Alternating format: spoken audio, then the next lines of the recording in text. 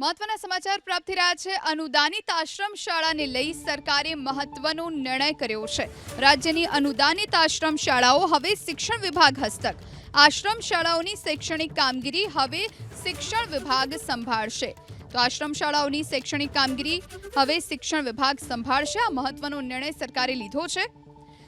આ વિશે વધુ જાણકારી માટે સંવાદદાતા હિરેન રાજ્યગુરુ ફોન લાઈન પર જોડાયા છે। હિરેન, અનુદાનિત આશ્રમ શાળાઓ અંગે સરકારે આ મહત્વનો નિર્ણય લીધો છે, શું વધુ જાણકારી?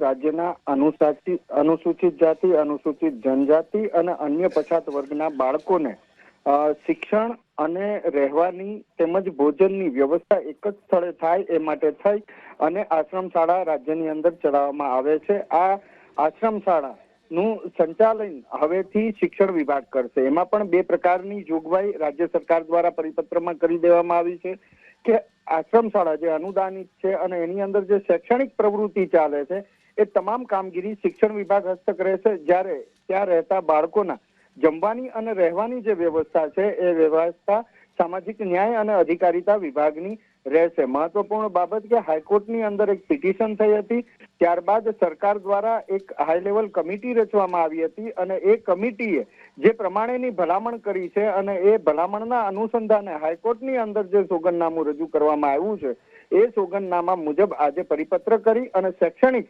એટલે કે શિક્ષકોની ભરતી, શિક્ષકોની બદલી, તમામ પ્રકારની જે શૈક્ષણિક પ્રવૃત્તિ હોય છે અનુદાનિત આશ્રમ શાળાની, એની જવાબદારી હવે શિક્ષણ વિભાગને સોંપવામાં આવી છે। જ્યારે બાળકોના રહેવા અને જમવા વગેરેની જે વ્યવસ્થા છે એ સામાજિક ન્યાય અને અધિકારીતા વિભાગ સંભાળશે। જી આભાર હિરેન, આપ જોડાઈને જાણકારી આપી તે માટે।